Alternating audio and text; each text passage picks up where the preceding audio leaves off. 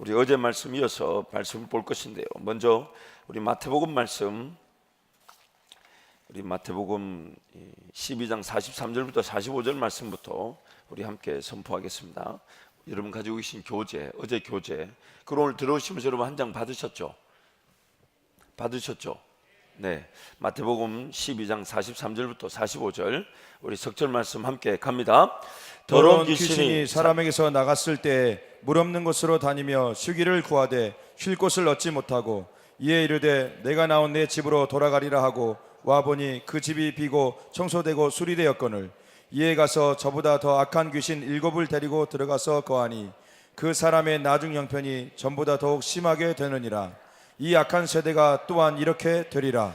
나중 형편이 전보다 더 심하게 된다. 예수를 믿어보면 압니다. 예수를 믿고 하나님을 섬기며 따르려고 하지만 온전히 따르지 못했을 때 나타나는 갈등들, 예수 그리스도를 믿고 하나님을 온전히 섬겨야 되는데 온전히 섬기지 못했을 때 나타나는 그런 어려움들, 우리 이미 충분히 알고 있습니다. 세상 법도 제대로 따르지 못하고, 그렇다고 교회 안에 와서 하나님의 법도 제대로 섬기지 못하는, 분명히 하나님을 섬기게 되면 세상을 이긴다는 것을 알지만 믿음 없고 연약하여 하나님을 온전히 의지하지 못하게 되었을 때 세상 삶은 세상 삶대로, 하나님을 섬기는 건 하나님을 섬기는 것으로 이분되어지는 순간 그것만큼 큰 갈등과 어려움은 없습니다. 뭔가 일이 좀 안 되기라도 한다면 항상 마귀는 그런 걸 들쑤시죠. 예전에 너 11조 제대로 안 해서 그렇고, 예전에 너 하나님을 제대로 섬기지 않아서 그렇고, 예전에 너 하나님을 온전히 바라보지 않아서 그렇다고 마귀가 그런 걸 막 들쑤시죠. 마귀의 들쑤시는 건 알지만 그거를 마귀의 미혹을 느낄 때마다 일조 연은도 죄책감을 느낍니다. 주님을 제대로 따랐어야 되는데, 주님을 제대로 의지했어야 되는데, 주님만을 신뢰하고 주님만을 섬겼어야 되는데, 그때 왜 타협했을까? 그때 그걸 왜 몰랐을까? 그때 그걸 왜 깨닫지 못했을까? 그 사람의 나중 형편이 전보다 더 심하게 됩니다. 그렇다고 예수를 부인할 만한 용기도 없죠. 천국과 지옥은 분명히 존재함을 알고 있고 이 땅을 지으신 하나님을 자연 만물만 보아도 알 수 있기 때문에, 그래서 오늘 이 마태복음 12장에 나오는 더러운 귀신이 나갔는데 비고 청소되고 수리된 그 공간은 다름 아닌 내 심령의 공간일 수 있다는 겁니다. 예수 그리스도의 보혈로 구원을 얻었다고는 하지만 예수 그리스도로 채워지지 않은 상태, 예수 그리스도로 구원을 받았다고 하지만 하나님을 주인으로 모셔드리지 않고 하나님과 동행하지 않는 상태, 예수 그리스도를 주로 믿는다 하면서도 하나님으로 충만하지 않은 상태, 율법을 지키고 준수한다는 그 자체에 매여서 메시아 되신 예수 그리스도를 핍박하고 죽이기까지 했던 유대인들, 하나님을 거절하는 상태, 바로 그것이 비고 청소되고 수리되었지만 하나님, 성령 하나님으로 채워지지 않았을 때 이전보다 악한 귀신 7이 더 차지할 수가 있습니다. 그래서 오늘 여러분 오늘 새로 받으신 오늘 내용을 보시면 그 성령 하나님과의 동행에 대한 구약과 신약의 차이점, 즉 이 비고 청소되고 수리된 이 공간을 강조하신 예수님의 그 본래의 목적, 뜻이 있다는 겁니다. 과연 그 비고 청소되고 수리된 것을 예수님이 강조하시면서 비워두면 안 된다, 청소되고 수리되고 하나님과의 관계가 시작되었지만 하나님과의 관계가 시작된 자리에서 하나님을 온전히 의지하거나 하나님을 온전히 신뢰하거나 하나님으로 채워지지 않으면 안 된다는 걸 지금 경고하시면서 성령 하나님의, 예수 그리스도 그 십자가 사건을 통해 성령 하나님의 임재에 대한 이전과 이유가 분명히 다르다는 걸 성경이 말하고 있다는 겁니다. 먼저 예레미야 31장 31절부터 33절 우리 함께 선포합니다. 여호와의 말씀이니라. 보라, 날이 이르리니 내가 이스라엘 집과 유다 집에 새 언약을 맺으리라. 이 언약은 내가 그들의 조상들의 손을 잡고 애굽 땅에서 인도하여 내던 날에 맺은 것과 같지 아니한 것은 내가 그들의 남편이 되었어도 그들이 내 언약을 깨뜨렸음이라. 여호와의 말씀이니라. 그러나 그날 후에 내가 이스라엘 집과 맺을 언약은 이러하니 곧 내가 나의 법을 그들의 속에 두며 그들의 마음에 기록하여 나는 그들의 하나님이 되고 그들은 내 백성이 될 것이라. 여호와의 말씀이니라. 오늘 본문 말씀 예레미야 말씀 보면 이전 약속과 새 약속이라는 것으로 두 개로 나눠져 있죠. 이전 약속에 대해서는 구체적으로 잘 설명을 하지 않습니다. 그냥 단지 남편처럼 애굽에서부터 너희 자녀와 아내를 이끌고 나왔는데 그 이전 약속, 남편과 같이 너희들을 이끌어 줬지만 그것으로는 너희들이 하나님을 온전히, 그 백성이란 자들이 하나님을 온전히 신뢰하고 예배하지 않더라는 겁니다. 언약이 서로 간의 상호 간의 약속이 지켜지지 않더라는 겁니다. 깨어지더라는 겁니다. 그래서 이전과 다른 방식으로 새 언약을 주겠다 하면서 그 33절에서 말씀하고 있죠. 먼저 이전 약속, 구약식 약속, 언약을 살펴보면, 먼저 이전 약속, 구약식 약속, 언약을 살펴보면 우리 31절 말씀 함께 다시 한번 읽습니다. 시작. 여호와의 말씀이니라. 보라 날이 이르리니 내가 이스라엘 집과 유다 집에 새 언약을 맺으리라. 자, 32절 이제 이전 언약에 대해서 얘기합니다. 함께 갑니다. 이 언약은 내가 그들의 조상들의 손을 잡고 애굽 땅에서 인도하여 내던 날에 맺은 것과 같이 아니할 것은 내가 그들의 남편이 되었어도 그들이 내 언약을 깨뜨렸음이라. 여호와의 말씀이니라. 하나님과의 그런 관계, 약속, 언약, 나는 그들의 하나님이 되고 그들은 하나님의 백성이 되자, 그 분명한 관계. 그래서 그들에게 보여주셨던 게 10가지 재앙에, 홍해 사건에 반석을 치면 물을 주고 하늘에서 만나가 내리고. 오늘은 어제보다 좀 좋으신데 그래도 적응을 못 하시는 분들이 계세요. 원고 중심으로 가지만 원고의 내용이 나오지 않으면 얼른 어디를 봐야 됩니까? 그렇죠? 화면을 보시길 바랍니다. 또 화면을 보다가 제가 원고를 보면 여러분도 뭘 보면 될까요? 자, 이제 우리가 10일이 지났습니다. 어느덧 이제 호흡이 조금 더 맞아야 될 것 같은데, 그래서 하나님이 그 출애굽을 할 때 남편처럼 그들과 함께 하셔서 베푸신 그 능력들, 그 사실 이 10가지 재앙은 우리가 주일날도 좀 더 자세하게 살펴보겠지만 이 애굽의 왕과 그 애굽의 사람들, 전 세계 가장 강대국이라 불리는 그 나라에 하나님이 진정한 통치자가 되신다는 걸 보여주시는 그런 기적이 사건이 되기도 하지만, 동시에 430년의 시간 동안 하나님을 단 한 번도 경험해 보지 못했던 이스라엘 백성들, 이제 그들이 하나님을 섬기는 백성으로 출애굽에서 하나님 그 원하시는 땅에 이르러야 되는데 하나님을 전혀 몰라요. 그래서 그 애굽 왕이 하나님을 인정하지 않고 하나님을 거절하는 그 상태를 심판의 기회로 삼으셨지만, 동시에 이스라엘 백성들에게는 하나님의 능력을 경험하는 기회가 되는 것이죠. 그래서 그 기회를 통해 그들에게 진정한 하나님, 이 세상 모든 주관자 위의 주관자, 통치자 위의 통치자, 권세자 위의 권세자라는 걸 분명히 보여주셔서 그들을 이끌어내셨습니다. 그런데도 그들이, 그 백성들이 하나님을 하나님으로 제대로 섬기며 하나님만을 신뢰하며 따르지 않더라는 겁니다. 그 약속이 깨어지더라는 겁니다. 그래서 A 보시면 새 언약은 구약 이스라엘 백성들과 맺은 것과 같지 않습니다. 두 번째 B, 구약식 언약은 완성되기 위한 그림자요 상징이요 예표입니다. 그림자요 상징이요 예표입니다. 구약식 언약은 완성되기 위한 그림자요 상징이요 예표입니다. C, 세 번째는 약속하신 예수 그리스도가 오기 전까지 하나님의 백성들과 관계를 맺기 위한 최선의 방편이었습니다. 최선의 방편. 약속하신 예수 그리스도가 오기 전까지 구약의 모든 언약과 약속은 하나님의 백성들과 관계를 맺기 위한 하나님의 최선의 방편이었습니다. 네 번째 D, 이스라엘 백성들에게 남편과 같이 함께 하셨음에도 그들이 언약을 깨뜨렸습니다.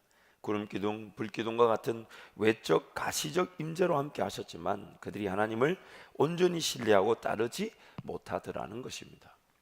그래서 새로운 약속, 새로운 언약을 우리에게 주시겠다고 예레미야를 통해 지금 예언하고 계시고, 그 예레미야 말씀 우리에게 이루어진 것이죠. 새 언약이 뭐냐? 바로 우리 33절에 한 줄 나오죠. 함께 해갑니다. 내가 나의 법을 시작. 내가 나의 법을 그들의 속에 두며 그들의 마음에 기록하여 내가 그들의 나의 하나님... 법을 그들의 어디다 둔다고요? 속에다 둔다. 그 영어로 보니까 mind, 그들의 마음에다가 법을 둔다. 또 그들의 마음에다가 그들의 heart, 이 가슴, 심장, 거기에다가 심겨둔다. 즉 잘 잊혀질 수 있을까요? 없을까요? 잘 잊혀질 수 있을까요? 없을까요? 없죠. 잘 잊혀질 수가 없도록. 이 말은 뭐냐면 정말 외적인 것 임재와 가시적인 인도하심으로 그들과 함께 하셨는데도 그 백성이 온전히 하나님을 신뢰하지 않더라는 겁니다. 그래서 하나님이 완성된 그 법에 대해서, 언약에 대해서 이제 이전의 약속과 다른 새 약속, 새 언약을 통해 그들에게 진정한 하나님이 되고 그들은 내 백성이 될 것이다. 그래서 새 언약을 우리에게 소개하는데 그 새 언약의 핵심이 뭐냐면 법이라는 것을 어디다가 기록하신다고요? 어디다가? 마음에다가. 법이라는 걸 마음에다가. 그래서 첫 번째, 이 세 가지 법이라는 게 세 가지로 물론 좀 더 확대 해석될 수 있지만은 세 가지 핵심 내용을 담고 있는 첫 번째는 삶을 세우기 위한 법이 되길 원하십니다. 사용 설명서죠. 매뉴얼이라 그러죠. 삶의 사용 설명서, 매뉴얼. 삶을 세우는 법이 되기를 원하십니다. 두 번째는 모든 결정의 기준이 되기를 원하십니다. 헌법이라고 볼 수 있죠. 헌법. 내 삶의 헌법, 삶의 모든 결정의 기준입니다. 헌법이라 볼 수 있고, 세 번째는 삶의 모든 것들이 하나님의 법 위에 놓여지기를 원하십니다. 기초입니다. 기초. 삶의 시작하는 기초. 그 말씀 위에서 삶이 시작하고 그 말씀에 따라 삶이 결정되고 그 말씀으로 따라 삶이 세워져 가는 겁니다. 세워져 가는 겁니다. 여러분, 그렇기 때문에 이 법이라는 것을 모르면 어떻게 될까요? 법을 모르면 어떻게 될까요? 여러분, 싱가포르에서는 껌을 씹으면 벌금이 10만 원입니다. 싱가포르는. 저도 안 가봤지만 그렇다 그래요. 그런데 이 법을 몰랐어요. 그래가지고 비행기 내리자마자 껌을 하나 씹었네. 어떻게 될까요? 10만 원 내도. 그러면 경찰한테 한 번만 봐달라면 봐줄까요? 안 봐줄까요? 왜 안 봐줍니까? 내가 몰랐다는 것이 용서가 되지 않는다는 거예요. 달라스 제가 공부할 때 그 달라스에 보면 그 타일러라는 그 주가 있습니다. 주. 우리나라로 치면 도 정도 되는데 그 타일러라는 그 도는요, 이상하게 그 타일러 그 도를 들어가는 입구를 달리다 보면 사람이 아무도 안 사는 길에 덩그러니 길가에 술집 가게들이 쫙 이렇게 한 6, 7개씩 양쪽으로 쫙 한 10몇 개가 나와요. 그래서 이제 그 타일러라는 그 도 들어가기 바로 경계선 바깥이에요. 거기는 길가에 사람이 사는 동네가 아닌데 이상하게 그 길가 바깥에 유독 그 맥주 뭐 이런 술을 판다는 광고판이 붙어 있고 그런 이 마켓들이 마트들이 쫙 이렇게 있어요. 그래서 제가 이상하다. 뭐 이렇게 사람도 안 사는 동네, 더군다나 술을 판다라는 이 하나로 이렇게 가게들이 밀집해 서 있나? 왜 그럴까 했더니 알고 보니까 그 타일러라는 도 카운티는 술을 마시는 것 그리고 보이는 것 자체가 불법이에요. 술을 옛날에 어떤 영적인 대각성 운동이 한 번 있었다고 하는데 그 이후로 그 도에 모든 이들이 그 대각성 운동을 통해 회개하면서 술을 보이거나 술을 마시는 것이 벌금을 내게 되거나 혹은 형을 살게 되어 있어요. 그러다 보니까 지형적으로 이 타일러라는 도 바깥에 바로 그 경계선에 그렇게 술 파는 집들이 그렇게 많은 거예요. 그래서 몰래 까만 봉지에 사가지고 와가지고 집안에 몰래 들어와서 몰래 마시고 몰래 버리고. 근데 그 술병이 빈 껍데기라도 누가 버렸는지 확인이 되면 벌금을 내거나 형을 산다고 합니다. 근데 그 법을 몰랐다고 외지인이 술병 두고 돌아다니면 바로 벌금을 맞게 되어 있어요. 이 법을 우리 안에 둔다는 말은 이 하나님의 굉장한 뜻이 있는 것입니다. 그래서 우리 에스겔서 말씀, 우리 36장 22절부터 28절 말씀, 그걸 생각하시면서 같이 한번 읽습니다. 시작. 그러므로 너는 이스라엘 족속에게 이르기를 주 여호와께서 이같이 말씀하시기를 이스라엘 족속아 내가 이렇게 행함은 너희를 위함이 아니요 너희가 들어간 그 여러 나라에서 더럽힌 나의 거룩한 이름을 위함이라. 여러 나라 가운데에서 더럽혀진 이름 곧 너희가 그들 가운데서 더럽힌 나의 큰 이름을 내가 거룩하게 할지라. 내가 그들의 눈앞에서 너희로 말미암아 나의 거룩함을 나타내리니 내가 여호와인 줄을 여러 나라 사람이 알리라. 주 여호와의 말씀이니라. 내가 너희를 여러 나라 가운데에서 인도하여 내고 여러 민족 가운데서 모아 데리고 고국 땅에 들어가서 맑은 물을 너희에게 뿌려서 너희로 정결하게 하되 곧 너희 모든 더러운 것에서와 모든 우상 숭배에서 너희를 정결하게 할 것이며 또 새 영을 속에 두고 새 마음을 너희에게 주되 너희 육신에서 굳은 마음을 제거하고 부드러운 마음을 줄 것이며 또 내 영을 너희 속에 두어 너희로 내 율례를 행하게 하리니 너희가 내 규례를 지켜 행할지라. 내가 너희 조상들에게 준 땅에서 너희가 거주하면서 내 백성이 되고 나는 너희 하나님이 되리라. 에스겔서 말씀만 봐도 하나님의 그런 선택된 백성을 위한 그 구원의 역사를 볼 수가 있죠. 그 백성들이 전혀 하나님 인정하지 않고 다른 나라 포로로 다 끌려갔는데 그들이 하나님을 섬겼던 백성이라는 것이 다른 열국, 다른 나라, 다른 민족 사람들에게 하나님의 이름을 더럽히는 기회가 되니까, 예를 들면 아니 저들이 하나님을 섬긴다는데 왜 나라를 잃어버리고 지금 우리나라 여기서 바벨론에서 포로 생활하고 있는가? 그것이 하나님께 그 하나님의 이름을 더럽히는 것이 되니까 그 백성들과 관계없이 그들을 하나님이 선택하셨다는 이유로 하나님의 이름을 위해 그들을 구원해 내셨다는 겁니다. 그래서 하나님이 그들 가운데 거하시는데 이제는 이전 방식, 즉 옛 언약, 옛 약속의 방식으로는 안 되기 때문에 예레미야에서 말했던 하나님의 법을 마음에 두고 하나님의 법을 우리 마음에 기록하겠다는 것을 에스겔서 36장에서는 이렇게 얘기합니다. 26절부터 보면 새 영을 우리 속에 둔다. 이 새 영이라는 건 결국 우리의 영을 말하는 겁니다. 제로마니아와 타락하여 하나님과의 관계, 하나님을 전혀 느낄 수 없는 우리의 상태를 새로운 영을 부어주심으로써 그 영이 이제 하나님을 기억할 수 있도록 회복시켜주는 것이죠. 또한 새 마음을 우리에게 주어서 부드러운 마음을 만들어준다. 이 마음을 만져주신다는 거죠. 좀 더 나중에 뜻이 있습니다만 나중에 살펴보기로 하고요. 세 번째는 27절을 보면 이제 새 영, 우리 안에 새 영이 창조되어진 거기에 성령 하나님이 거하신다는 겁니다. 내 영을 너희 속에 두어서, 그 본질적인 목적이 뭐냐? 율례를 행하고 규례를 지켜 행할 수 있도록 하기 위해. 이제는 가시적인 그런 하나님과의 동행의 관점에서의 가시적인 그 임재와 가시적인 만남이 이제 어디로 들어온 겁니까? 내 속으로 들어왔는데 내 속에 새 영을, 그리고 그 안에 성령이 거하시면서 하나님의 율례, 하나님의 규례, 하나님의 말씀이 지켜질 수 있도록 하기 위해 먼저는 기록된 말씀을 주셨어요.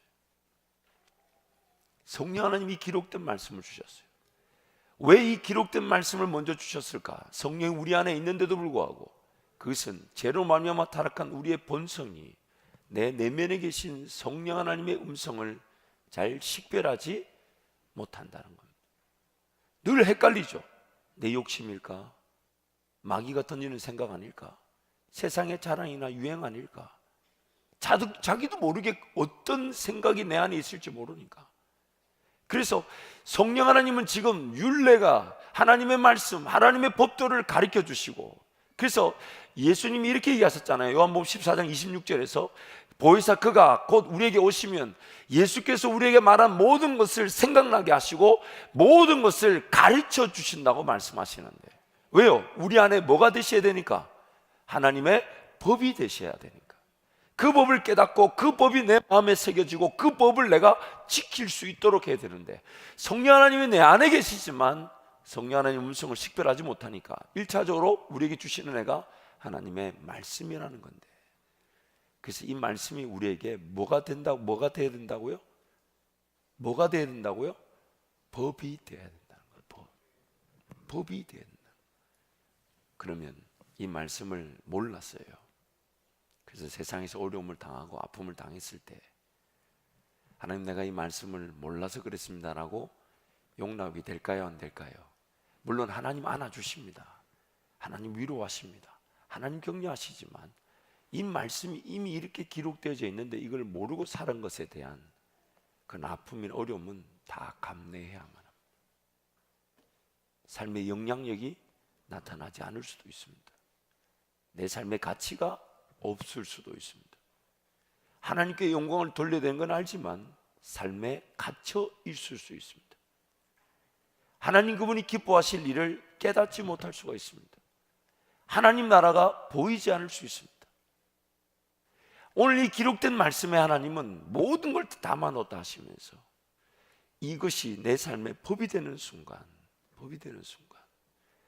내 삶이 진정한 자유를 누리게 될 것이고 사명의 길을 걸어가게 될 것이고 하나님 나라를 보게 될 것이고 하나님 나라를 살아가게 되면서 내 인생이 진정한 행복자, 내 인생의 진정한 열매를 이 말씀을 통해 보게 될 것인데, 여러분 과연 이 말씀이 내 삶에, 우리의 삶에 얼마나 법이 되어 계십니까?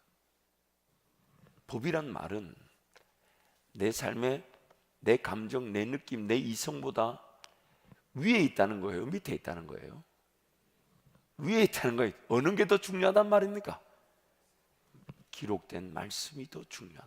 왜냐하면 이것이 뭐기 때문에 안 지키면 당합니다. 모르면 당합니다. 깨닫지 못하면 누리지 못합니다. 이 말씀을 모르면 모르는 만큼 인생은 내 인간적 지식과 방법에 의존할 수밖에 없습니다. 이 말씀을 모르면 모르는 만큼 하나님 나라가 보이지 않을 뿐만 아니라 성령을 쫓아 행하는 것이 아니라 육신을 따라가 버립니다. 육신을 따라가고. 제가 부모님께부터 받은 하나님의 은혜라고 한다면 너무 많겠지만 가장 감사하고 지금 생각해 보면 가장 큰 은혜가 뭐냐? 예전에 누가 저한테 물으시더라고요. 어느 부모님이, 목사님이 부모님께 받은 은혜 중에 제일 큰 게 뭡니까? 라고 물으면 뭐라고 말하겠습니까?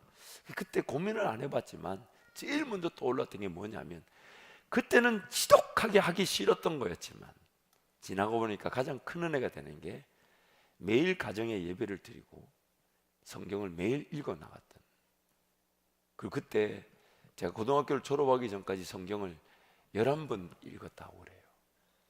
생각해보면 더 읽었어야 되는데, 더 이 말씀이 심령에 뿌려졌어야 되는데, 근데 우리는 어느 순간 이 하나님 말씀을 그렇게 귀하고 소중하게 여기지 않으려고 합니다.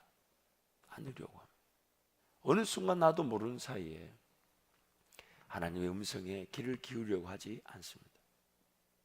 과연 여러분, 이 하나님 주신 이 말씀 이렇게 한 권으로 주셨잖아요. 제가 이스라엘 가보니까요, 우리 옆 강대상 옆 벽 길이만큼 한 중간, 여기 중간 한 요 정도 폭으로, 두루마기 이 정도 폭으로 벽 길이만큼 쫙 두루마리가 하나 붙였어요. 그게 고작 이사야 55장이었어요. 인쇄술이 발달하기 전에는 이 하나님 말씀이 우리에게 가깝지가 않았습니다. 근데 인쇄술이 발달해서 이렇게 한 권으로 들어다닐 수 있고, 세상에 제가 들은 이 한글에는 영어와 한글까지 두 개의 버전이, 두 개, 성경 두 개분이 들은 거예요. 이게 지금 이렇게 우리에게 가까워졌는데, 이 말씀 여러분 법으로 알고 계십니까? 종종 그런 일들이 있죠. 이렇게 뭔가 계약을 할 때 보면, 그래서 제가 미국 가서 당했던 일입니다. 나중에 제가 억울해서 하소연했더니 차량을 구입했을 때, 아니 이런 거는 뭐냐고, 이게 뭐냐고. 제가 차가 이렇게 펑크가 나가지고 스페어 타이어를 꺼내려고 보니까, 저는 그 스페어 타이어를 그때 처음 본 거예요. 보니까 세상에 기존 타이어 사이즈가 이만하다면 스페어 타이어는 반밖에 안 되는 거예요. 만들어도 어떻게 그런 걸 만들어 난. 그래가지고 제가 그 차판 딜러에 연락을 했어요. 이게 뭐냐고. 스페어 타이어 한국에서 이렇게 만들면 큰일 난다고. 진짜 스페어 타이어를 끼웠더니 옆에 제 아내가 그러더라고요. 차가 굴러가긴 가는 거냐고. 타이어가 요만해요. 이만해요. 진짜 임시로 쓰는 거예요, 임시로. 그래가지고 제가 차 산 데 가서 따졌더니 저보고 딱 한마디 하다, 딱 한마디. 계약서를 보십시오. 그 계약서를 보니까 스페어 타이어 사이즈가 그대로 명시되어 있었어요. 그 저거 다 읽어보라는데 제가 읽어봤을까요? 안 읽어봤을까요?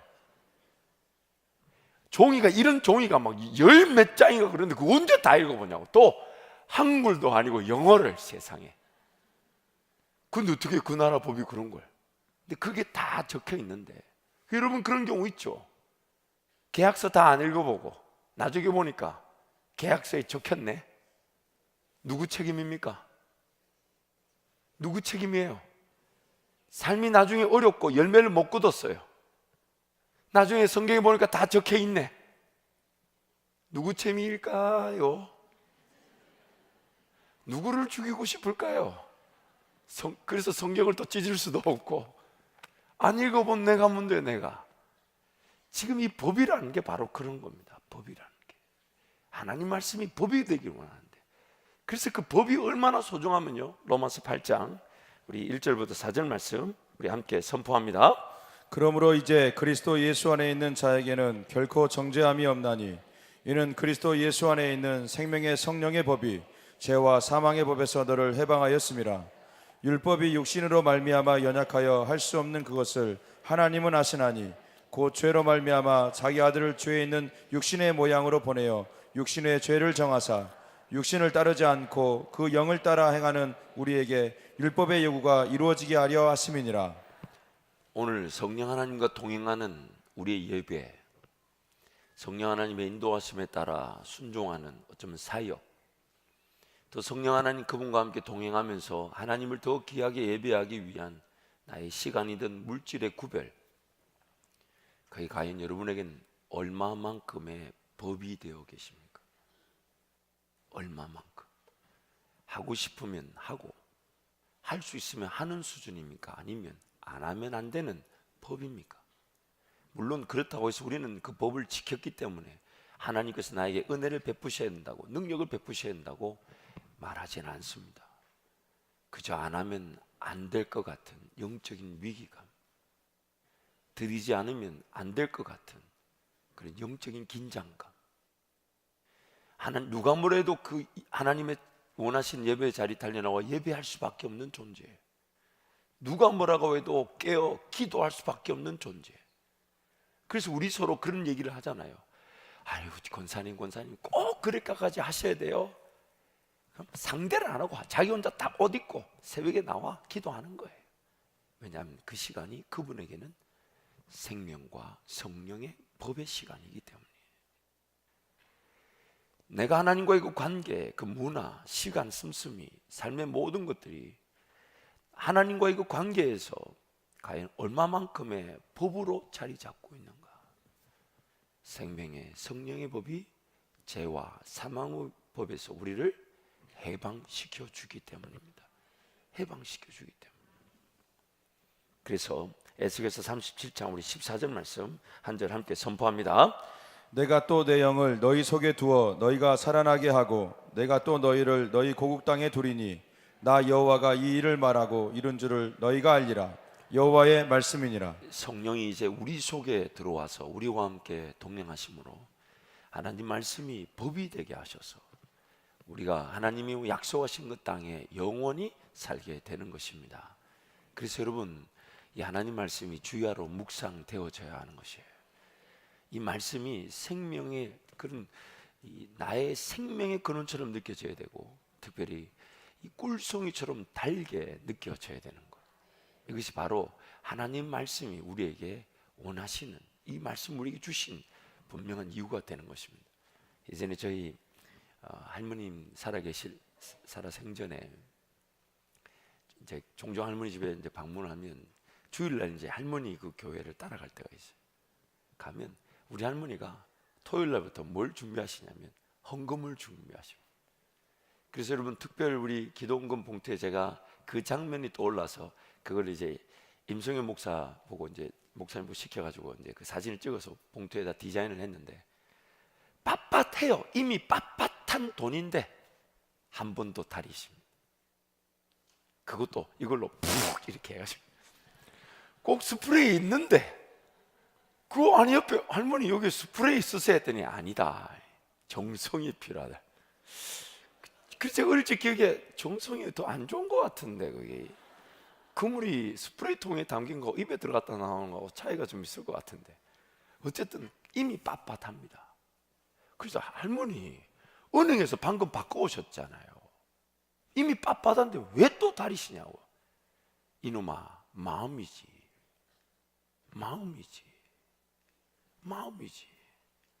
참 그게 이해가 안 됐었어요.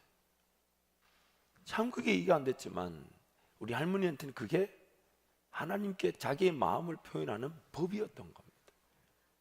그거 했다고 하나님의 능력이 임할 거라고 할머니가 그걸 강조하신 것도 아니에요. 아무것도 나타나지 않아도 그저 그렇게라도 하나님께 마음을 담아 드릴 수 있다라는. 과연 그걸 누가 뭐라 할 수 있겠습니까? 옆에 철부지 손자야 그걸 보고 입에서 나온 물이 더럽니 깨끗하니 이런 생각하고 있지. 그런데는 보세요. 우리 신앙은 어떻습니까? 주의 전에 달려나오는 것이 자유이자 또한 내가 이 시간을 달려나오지 않으면 안 될 만큼의 그런 나에게 구속욕이 있습니까? 정말 하나님 나라와 영광을 위해 살고자 하면서 시간이든 물질을 구별하는 것이 정말 안 들면 안 될 만큼의 그런 구속력을 여러분 가지고 계십니까? 법이십니까? 그렇다면 죄와 사망의 법에서 해방되게 될 것입니다. 그래서 여러분 오늘 어제 우리 교재 내용을 마저 다루자면 이제 다시 우리 성령 충만의 내용들 좀 더 구체적으로 보자면요. 죄로 인한 타락의 결과 역시 하나님의 형상을 닮은 사람의 자유의지로 선택하고 결정한 일의 열매이기 때문에 하나님께서 일방적으로 정리해 주지 않으십니다. 무슨 말이냐면 하나님께서 우리 가운데 거하신다는 이유로 그분이 내가 원하지도 바라지도 않는데 알아서 일해주지 않으신다는 겁니다. 창조 시에 완성된 원리에서 나타난 결과이기 때문에 도리어 우리의 죄 타락의 결과도 존중하십니다. 죄로 말미암은 그런 아픔, 어려움, 타락의 모든 결과를 존중하시는데 단 존중하시면서 그 모든 질서, 심지어 죄로 말미암아 나타난 타락의 결과까지도 하나님이 그 모든 질서를 존중하시면서 우리에게 구원의 능력을 베푸신 게 예수 그리스도가 그 모든 고통과 고난과 십자가형을 다 당하시고 부활하셔서 우리의 구원의 주가 되게 하신 것입니다. 무슨 얘기냐면 죄의 타락의 모든 결과까지도 하나님은 다 그 질서를 존중하셨다는 것입니다. 철저하게 존중하셨다는 것. 도리어 죄를 이기게 하시면서 본래의 형상, 즉 하나님의 형상을 닮은 자로서 회복시켜 주시는 것. 우리를 지배하고 있는 그 죄를 이기게 하시면서 하나님의 형상을 닮은 자로 회복시켜 주시는 것. 그것이 바로 오늘 성령이 우리 가운데 그 말씀이 법이 되게 하셔서 우리를 인도해 가시면서 성령의 인도하심을 따라가게 될 때 죄와 사망의 법에서 자유하며 죄를 지을 위기를 극복하게 되는 것입니다. 그래서 베드로후서 1장 3절 4절 함께 갑니다. 그의 신기한 능력으로 생명과 경건에 속한 모든 것을 우리에게 주셨으니 이는 자기의 영광과 덕으로서 우리를 부르신 이를 알므로 말미암음이라. 이로써 그 보배롭고 지극히 큰 약속을 우리에게 주사 이 약속으로 말미암아 너희가 정욕 때문에 세상에서 썩어질 것을 피하여 신성한 성품에 참여하는 자가 되게 하려 하셨느니라. 얼마나 귀한 은혜인지 모릅니다. 죄로 말미암아 타락하여 죄만 짓고 살고 죄밖에 드러날 수밖에 없던 인생이 하나님의 은혜로 완전히 구속함을 받고 구원함을 받아 하나님과의 관계를 누릴 뿐만 아니라 이제는 그 죄를 피할 수 없는 존재가 하나님의 성품을 드러내며 하나님의 형상을 나타내며 성령 하나님을 쫓아가면서 죄를 이겨내고 창조시 하나님이 계획하셨던 하나님만을 예배하며 찬양하는 그 존재로 빚어 가시더라는 것이에요. 이것이 바로 성령입니다. 생명의 성령의 법인 것입니다. 그래서 세 번 하지만 우리의 잘못으로 인한 결과이지만 성령 하나님께서 함께 내종하시며 그 타락으로 인한 결과까지도 충분히 극복하고 이길 수 있도록 인도하심으로써, 충분히 극복하고 이길 수 있도록 인도하심으로써 하나님께 더 큰 영광을 올려드릴 수 있게 된 것입니다. 하나님께 더 큰 영광을 올려드릴 수 있게 된 것입니다. 그래서 요한복음 14장 12절 말씀, 예수님이 그래서 이렇게 말씀하신 거죠. 함께 갑니다. 내가 진실로 진실로 너에게 이르노니 나를 믿는 자는 내가 하는 일을 그도 할 것이요 또한 그보다 큰 일도 하리니 이는 내가 아버지께로 감이라. 요한복음 14장 26절 말씀 같이 갑니다. 보혜사 곧 아버지께서 내 이름으로 보내실 성령 그가 너에게 모든 것을 가르치고 내가 너에게 말한 모든 것을 생각나게 하리라. 모든 것을 가르쳐 주신다. 그럼 결국 배우지 않으면 안 된다는 거죠. 모르고도 하나님을 섬길 수 있다는 게 얼마나 이게 안타까운 일인지 모릅니다. 그래서 호세아 말씀에 하나님을 떠난 그 이스라엘 백성들에게 하나님이 제안하셨던 게 뭡니까?